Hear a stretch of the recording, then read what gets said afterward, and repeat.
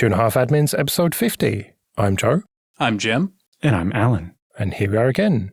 And before we get started, you've got a blog post to promote as usual, Alan. Let's talk OpenZFS snapshots. Yep, so it's a discussion of how to use OpenZFS snapshots to maximum effect.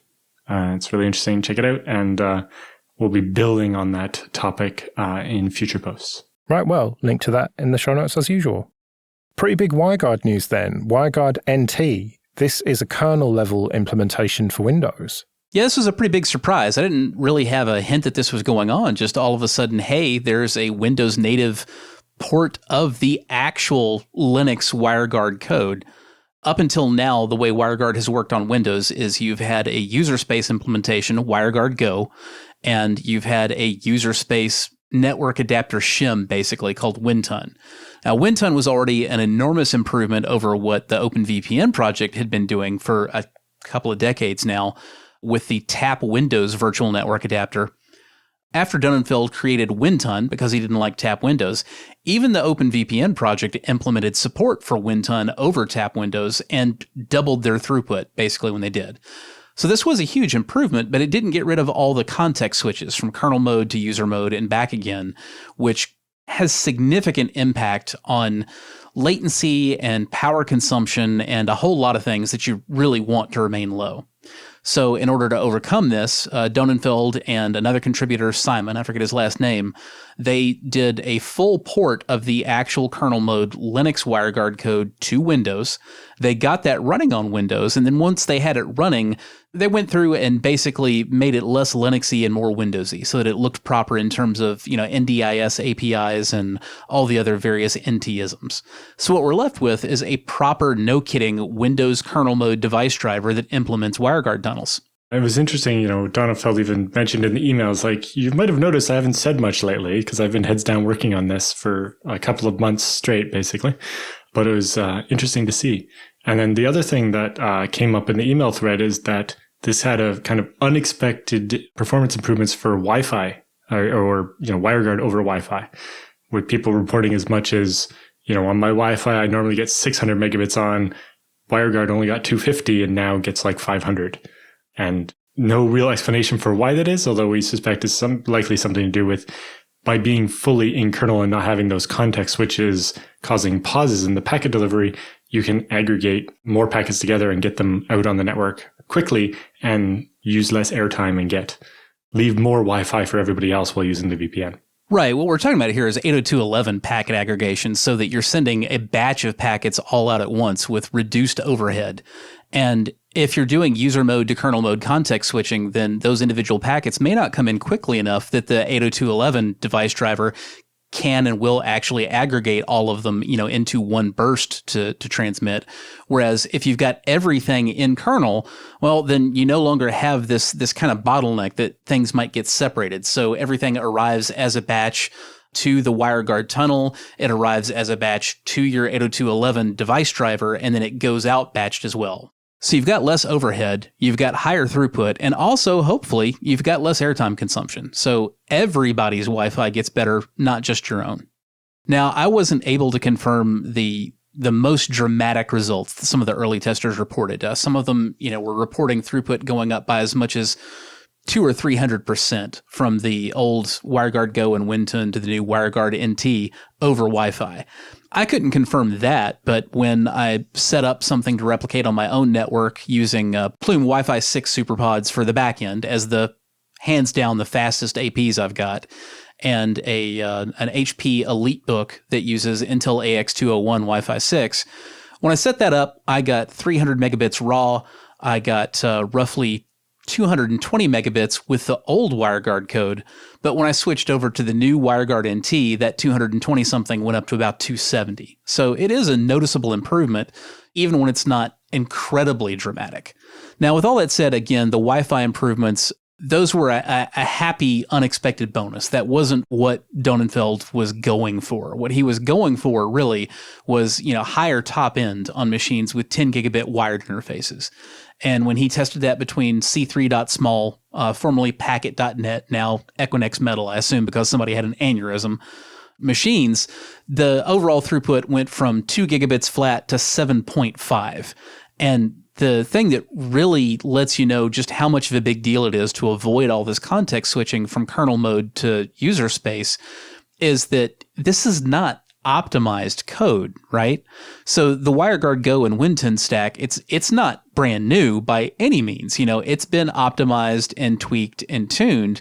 The new code is basically just like, okay, we're pretty sure this is correct and it all works right, and let's see how it does. And the end result is triple the high-end throughput. Yeah, so there's probably still some more games to be eked out as this gets polished up and gets out of the experimental stage. That is almost a direct quote of Donenfeld himself about that, including saying eeks. Oh. So do you think this might mean more adoption of WireGuard in the enterprise space then? I think ultimately we're going to see a lot more WireGuard adoption in the enterprise space regardless, because it's just pretty much the best thing out there right now. And it just takes enterprises a while to catch up because, they've got a lot of inertia to push through. I think the biggest thing is that even though it wasn't what Donenfeld was going for, I think the fact that there's measurable improvement in how well it works over Wi-Fi is going to be a huge thing that will push even more consumers to it, basically. And as consumer awareness of any protocol shoots up, that also inevitably has an effect on the enterprise.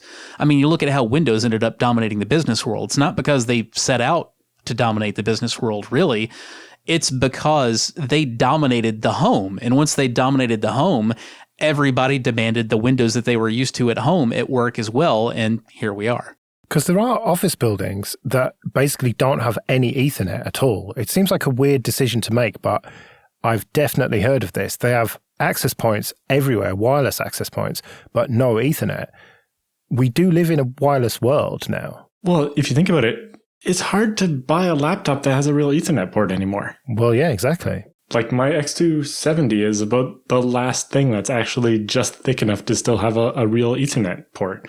There's a couple that have these janky fold-out things. But to be fair, we're talking enterprise, which means everybody's going to have a docking station. So the wired Ethernet port is not an issue, really.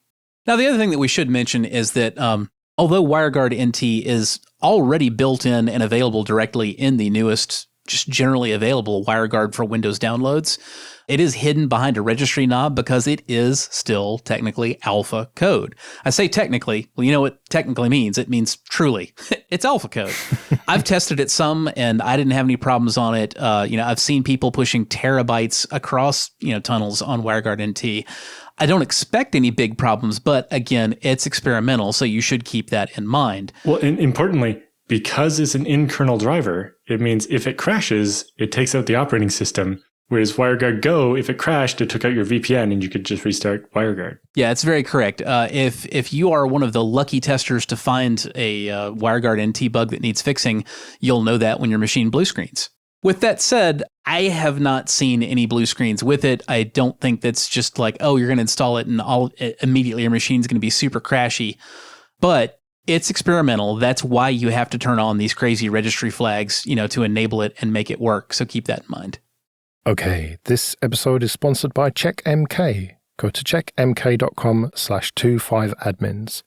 Checkmk is the best way to monitor your complex and hybrid IT infrastructure, bridging the gap between IT ops and DevOps teams. With Checkmk, you can go from zero to monitoring in less than 10 minutes and quickly gain a complete view of your IT infrastructure, no matter how complex. Checkmk can support thousands of devices across different locations, and it's easy to set them up. From physical infrastructure to hybrid environments, Checkmk can cope with the demanding needs of high-performing organizations. With around 2,000 plugins available, Checkmk supports industry-standard monitoring requirements out of the box. As well as operating systems, you can also monitor Cisco, HP, AWS, SAP, Docker, Azure, and Kubernetes. So go to checkmk.com/25admins and try out the open source or enterprise edition. That's checkmk.com/25admins. So just a quick update from a couple of episodes ago. Jim, you were talking about the framework laptop and you'd had some issues with software. Well, they were quickly resolved after we recorded. Yeah, absolutely. It turns out that the real issue was that the laptop, even the DIY version, is supposed to ship with a USB thumb drive, which has, I believe, a Windows 10 installer with all the necessary drivers slipstreamed into it, or possibly just the driver bundle. But once I reached out to the framework folks and they had a chance to get back to me, they gave me a link to the driver bundle, a single 800 meg file that just basically does it all. You double click it, and in a console window, you see it install all the drivers one by one and then close itself. And then you're just good to go. No remaining issues. Nice. And Ubuntu 21.04 worked flawlessly as well, right? Correct. The closest thing to perfect you're really going to get on a laptop running Linux is there's only 3 or 4 things listed in LSHW that show up as unclaimed, and it's random stuff and you don't know what it is or what it should do, but everything actually works, and that was the case here. Actually, Framework was that's the first laptop I think I've ever looked at that had a working fingerprint reader under Linux. I initially assumed that the fingerprint reader was one of the unclaimed devices because it almost always is. There are only, I believe it's 3 total models of hardware fingerprint reader for which drivers exist for Linux, but apparently they used one of them. Let's do some free consulting then. But first, just a quick thank you to everyone who supports us with PayPal and Patreon. We really do appreciate that. You can go to 2.5admins.com/support if you want to learn a bit more about that. And remember, for $5 or more per month on Patreon, you can get an advert-free RSS feed. And if you want to send in your questions or feedback, show@2.5admins.com. So G writes to us, I have a dilemma. I recently bought an Odroid HC4 because I need to update the system where my wife stores a gazillion pictures of our children, and that is a Pi 2 with Debian, a commercial USB 3 Seagate hard drive. I thought it may be helpful since it has 2 base slots in order to have data mirrored in 2 disks in case of any disk failure. However, reading more about RAID and mirrored data, it ended up that 2 identical disks, same period, stock, etc., are likely to fail in the same time frame. Hence, long story short, I could buy 2 8TB Iron Wolves and mirror them, or 2 6TB Iron Wolves, spending less, but with 12 terabytes of space available rather than just 8 terabytes. So the question is, 2 8TB drives and mirror them, or buy 2 6TB drives and stripe them? You're definitely still going to want to mirror. So this was kind of a difficult question to parse from the way it was phrased, but I'm pretty sure what G is really asking is it worth bothering mirroring these drives, or should I just, say the heck with the mirroring and use every last byte that I can on every last drive that I can? And the answer is moo. Because the real question is not that. The real question is, are you backing this up?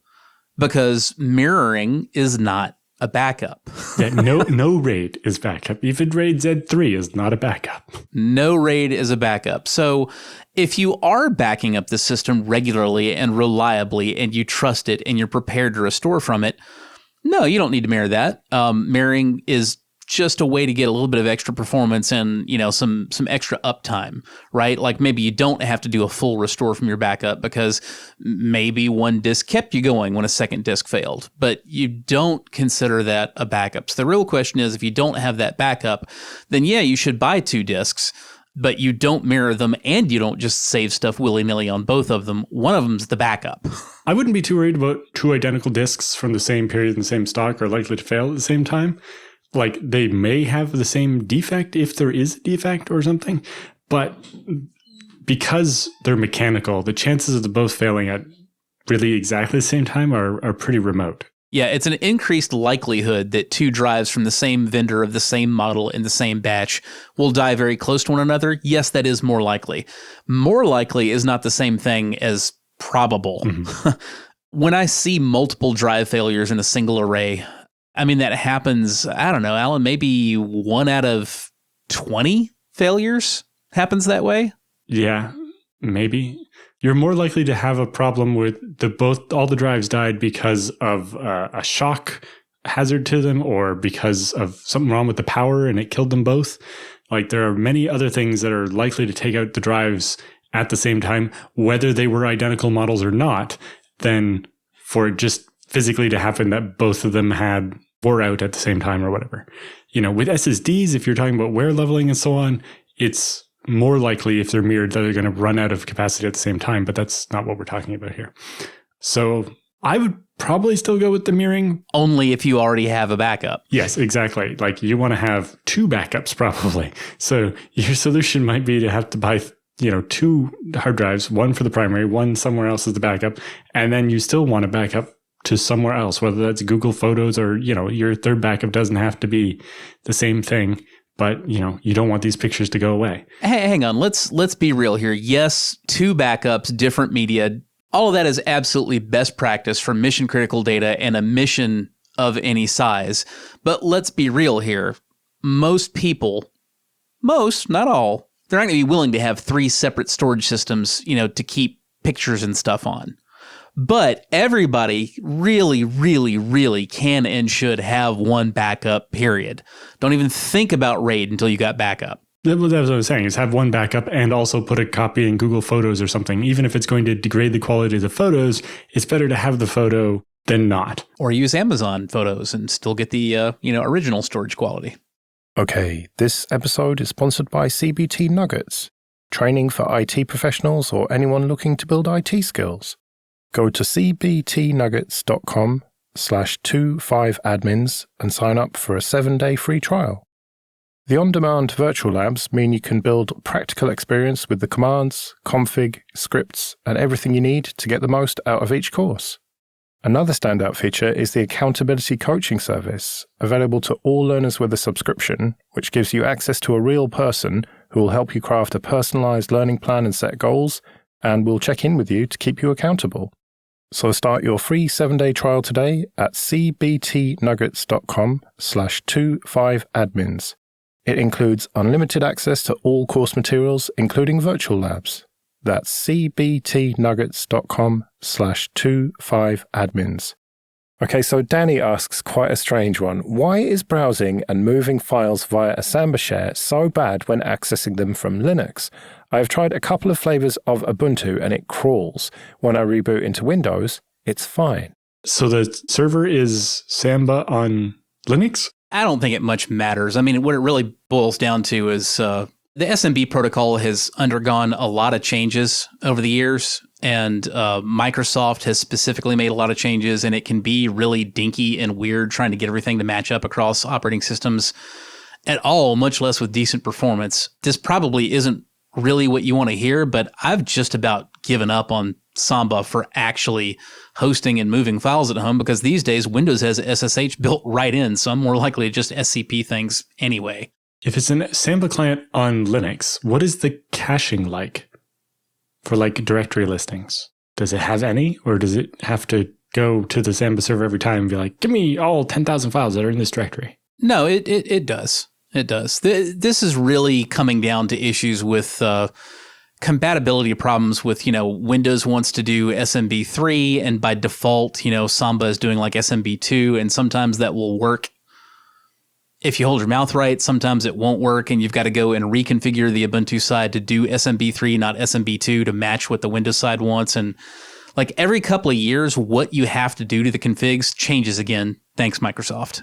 Well, that's kind of what I was wondering. If the server in question was Windows, then that makes more sense here. Because, when you're using Windows as the client, you're using SMB3 instead of 2.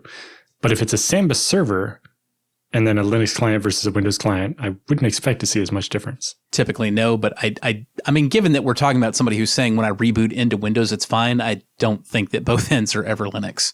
Good point. Admittedly, on the machine I'm on right here, it only has a 512 gig NVMe for its own storage, and then it's Samba shares to the FreeBSD ZFS server for everything else. So I use the network all the time, and I don't really notice much slowness. I'm browsing large directories of files and copying multi-gigabyte recordings of podcasts, video podcasts and so on across, and it doesn't seem to ever cause any problems. I don't know how helpful this is, but I will also mention that Samba configs can eventually get screwed up in really interesting ways. And if you're just like adding and removing the package, it doesn't always fix it. I actually eventually got to the point that I don't know why Samba serving stopped working from my main workstation, which is also where I host all my media content. But then I discovered that Cody was perfectly happy connecting to it with SSHFS, so I just stopped caring about the Samba. Stopped fighting it. That's probably not going to be the answer that our listener is looking for, but It's kind of funny. Yeah, because the other one is, Windows can use NFS now, so you could also do that, although that's a whole different bucket of pain. Yay, sync writes. Always. It's fun. Only the Linux client or VMware client does sync writes always. NFS doesn't have to be always sync. It doesn't have to be, but it almost always is by default. And I'm not super skilled up on this, but I've heard an awful lot of people that I respect say, yeah, you don't want to turn that off, the sync write on NFS. Right. Well, because the caching ends up being on the client. And then, yeah, if you get disconnected, then that write never happened. Fun. Magnus says, I'm about to redo my home network. Right now, I have a media server with Ubuntu functioning as a storage device, running containers, virtual machines, and a Steam gaming server. There are a lot of things happening on this server. It's a suboptimal setup. The question is for my new setup. I'm planning to use a dedicated NAS with either TrueNAS or XigmaNAS, and I'm wondering, is it better to run it on bare metal or run it as a virtual machine? I feel like I trust bare metal more. It seems more real, but I definitely see the advantages with a virtual machine. What is recommended? I'm looking at buying a Supermicro 2U twin node, one node as the NAS and virtual machines and storage, and the other to run as the gaming server. Run it on bare metal. There's very little advantage to be gained from running your storage stack inside a virtual machine, and there's a lot of potential nasty pitfalls to navigate in terms of making sure you actually pass through the hardware properly and you don't introduce performance issues or reliability issues or data integrity issues.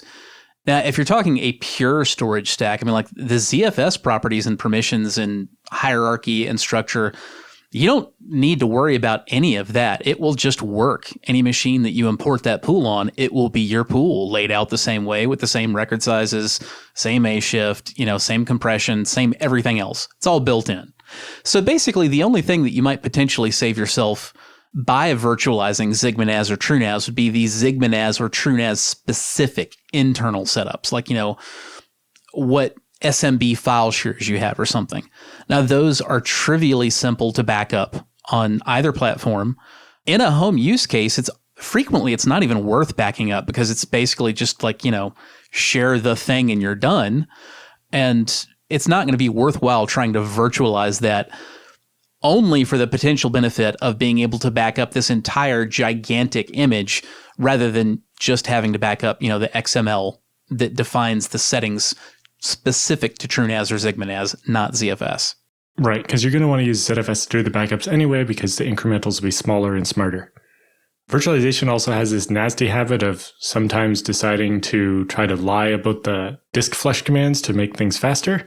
And that's one of the things ZFS depends on for its transaction groups is knowing what I've asked the hard drive to tell me, all right, that's safe on the disk and is going to survive a power failure, right? Okay, and then I'll do the next one. And if the hypervisor lies about that, then ZFS can't trust anything and it gets terrible. So yeah, definitely want to do it on the real hardware. If in some use case not like the one you're describing, you really, for some reason, have to virtualize your NAS, you want to do hardware pass-through of the disk controller and have the whole disk controller controlled by the VM running the NAS rather than passing to individual disks, because again, it's the only way to make sure that when you tell the controller, I'd like to flush the content of that drive's cache, that you can be absolutely sure it's actually being done. In a very similar instance, there's an anecdote that came up, I think, last week in RZFS on Reddit, where a user had about 240 checksum errors simultaneously show up on every single drive at once. And, when we asked some questions, we discovered pretty rapidly that they had a Dell PERC, I believe, RAID controller that was not flashed into IT mode firmware.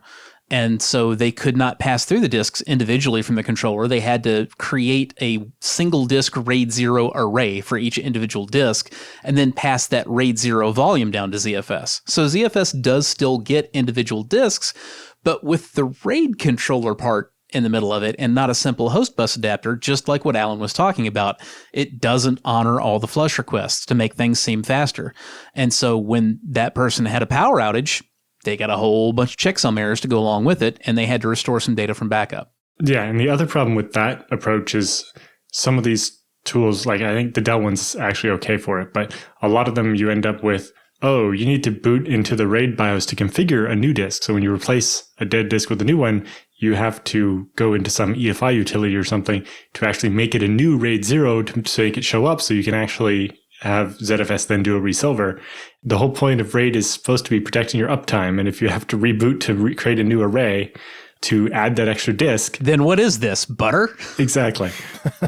So you definitely want to get a real HBA, and it's almost always cheaper than a RAID controller anyway. And it will do a lot better for you. Okay, this episode is sponsored by Linode. Go to linode.com/25A and see why Linode has been voted the top infrastructure as a service provider by both G2 and TrustRadius. From their award-winning support offered 24/7, 365 to every level of user, to ease of use and setup, it's clear why developers have been trusting Linode for projects both big and small since 2003. Deploy your entire application stack with Linode's one-click app marketplace, or build it all from scratch and manage everything yourself with supported centralized tools like Terraform. Linode offers great price-to-performance value for all compute instances, including GPUs, as well as block storage, Kubernetes, and their upcoming bare metal release. Linode makes cloud computing fast, simple, and affordable, allowing you to focus on your projects, not your infrastructure. So go to linode.com/25A, create a free account with your Google or GitHub account or your email address, and you'll get $100 in credit. That's linode.com/25A. Okay, Sean asks, a very quick one, Postgres or MariaDB? Well, that depends on who you're asking and why and in what perspective. So if you're a DBA type, like a database administrator, and you have the opportunity right now as you're creating a new database-backed application to choose your whole stack, then the answer is almost certainly going to be Postgres, because Postgres has a lot of integrity and reliability features that MySQL or MariaDB they're still kind of catching up.